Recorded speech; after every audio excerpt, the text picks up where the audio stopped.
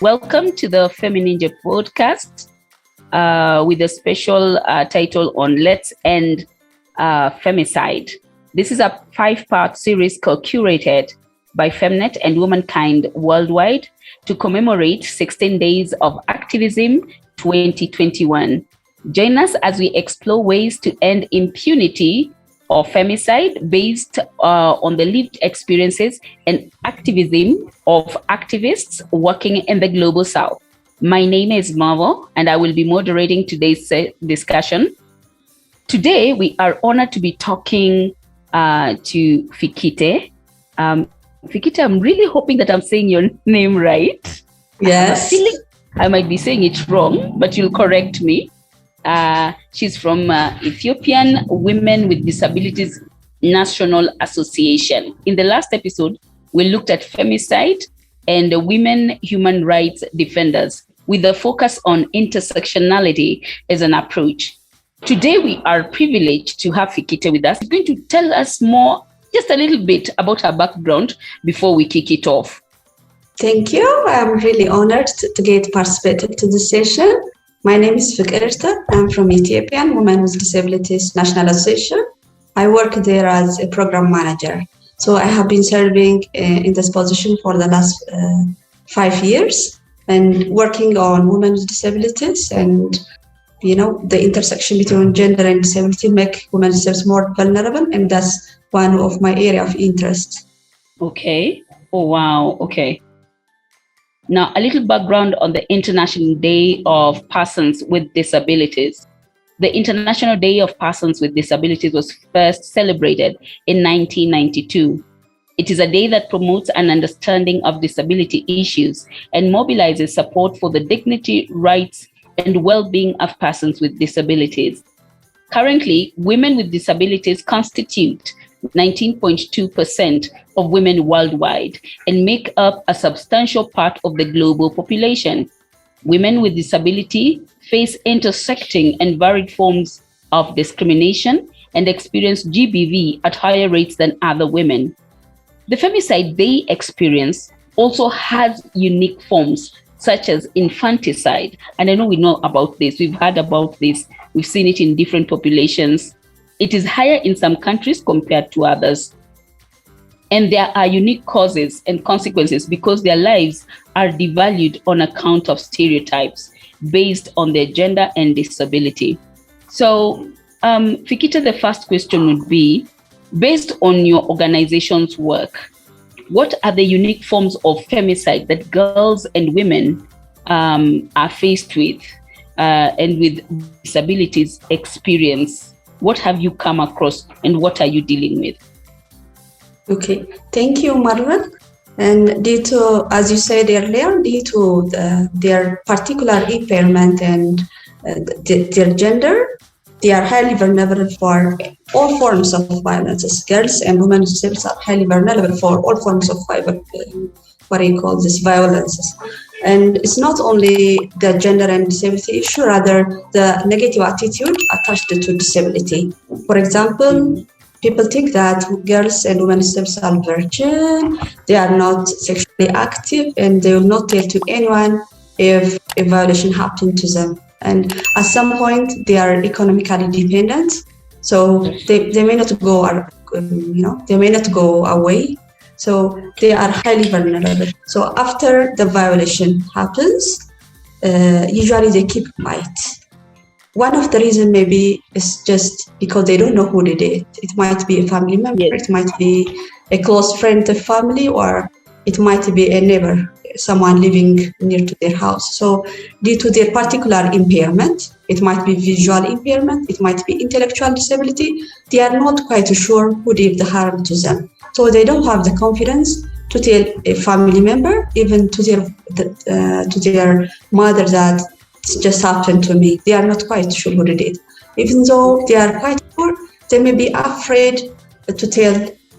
And in some of the cases, by the way, that we process, even though they tell for her mother, even the mother will advise the kid to keep quiet because they want the social tie to remain.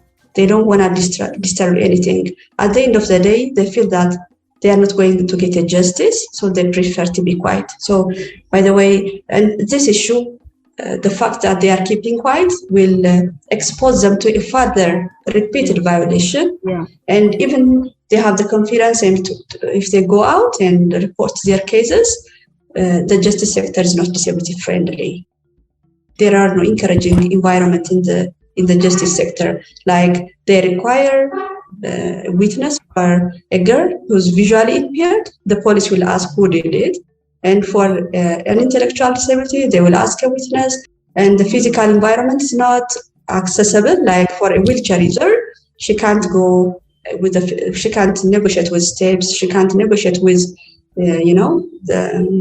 the physical environment. So all this, including the attitude, will keep them to keep quiet, will result repeated violation, and having no one around to help you will make them desperate. Okay, there is no justice, there is no one to tell. So at the end, they will decide to commit suicide. This is exactly what happened in some of our members. As you're talking, I'm just wondering, and what you're saying is very important, because I think as they go on, because you already have somebody already has a disability, and they're already feeling like they're bothering people. You see, that is one. So they don't even speak out. Do you have a case that stands out for you, and how did you help those people? That person, a woman who came to you, and you could see that things were a bit tough for her, and it was a bit extreme. How did you get her out of the mess? Okay, we have a peer-to-peer educators that go home to home, so they try to find out. And we also work with government health extension workers, which provide services. Actually, they provide health-related service to house, but we have a connection with them. So while our peer educators or while the health extension workers go to home, they'll find such kind of a girl who is afraid of telling her fact, but they will tell them that if you go to the association, you'll find a service and it will come up. And usually they will not tell even that they have been violated directly the first day that they come to your center. They need a safe space. They want to know that you are not telling to anyone. They want to know that you are not, disclosing their secrets. So we try to create a safe space. We have a coffee session where they can find more friends who have the same experience like them, who have overcome that circle, who have gone and report their case to the police. So it takes time for them to feel comfortable, to feel safe, to tell their stories.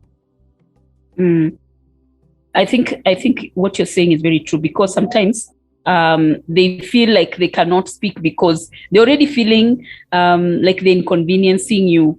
So when they find a space like yours, they're very happy. So that statement that you've given me just ties into our second question. A little background on it is, according to a submission that was made to the Special Rapporteur on Violence Against Women, its causes and consequences in 2018 by Women Enabled International, femicide among women with disabilities reportedly remains invisible, just like you were saying, as data on this issue is not consistently collected. And where it is collected, it remains anecdotal. Now, based on your work, Fikite, does the state document and collect data on violence against women with disabilities, including femicide? Does that happen in Ethiopia? No, it doesn't happen. It's even the one-stop centers, they just collect data on GBV generally, but it's not disaggregated in disability. So this is one of our fight, okay? If you go there, they will say there are commonly about 900 reports per annum per year. But if you say how many of them are women with disabilities or girls with disabilities, they don't have any information. So let alone femicide, GBV is not even disaggregated. And by the way, culturally, we don't record femicide. We don't record suicide as a whole, by the way. And suicide in general is kept secret by family members culturally, because if someone commits suicide, there will not be a prayer in the funeral service. So you know, the African culture, okay? So we want a prayer in the funeral service, so people will not tell that someone has committed a suicide. So even the culture has got contribution to that. So there's no any reporting at all. Wow. And that sounds more even like Kenya, because even the member, or there's a cabinet secretary, the one of education, keeps telling parents not to hide their children, the ones who have disabilities, because most of the time they are hidden. People do not want to share. In the case of where you find there's no data, how do you handle? Do you guys have your own citizen generated data? How do you get your own data? Okay, we didn't do citizen-generated data. Rather, we register our own members. Okay. As I told you, we use peer educators to go home to home to find women with disabilities, and we work with the health extension workers. They go home to home. They give us who is disabled in that community. But it's just a recently started issue. But in terms of government efforts, data on persons with disabilities generally and women with disabilities particularly is very missing information. Okay.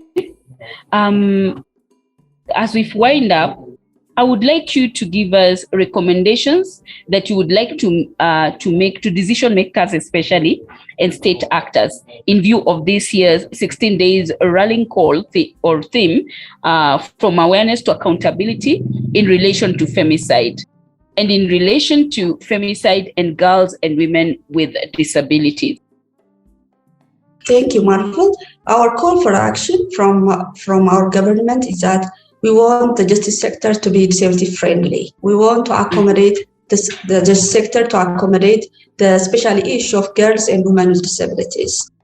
And we want the criminal code to be revised in the disability lens. For example, as I told you, they don't have to ask a witness for a girl who is raped, a visually impaired girl. They have to consider that she's not seeing. They have to consider the intellectual disability and consider that she doesn't have the capacity to identify the person. Rather, other measures have to be taken to make justice served for our girls. If we have few cases that if we are successful in handling few cases of girls and women with disabilities who get justice, we can use that as a case to encourage others to come out and report.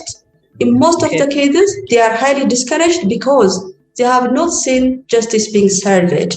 So whenever you talk to them, they'll say, okay, what are the end results? I'm not going to get justice. The only thing is just about disclosing my secret. So no end, no justice. So we want the justice sector to be disability friendly and to consider the special issue, the special impairment of our girls with disabilities.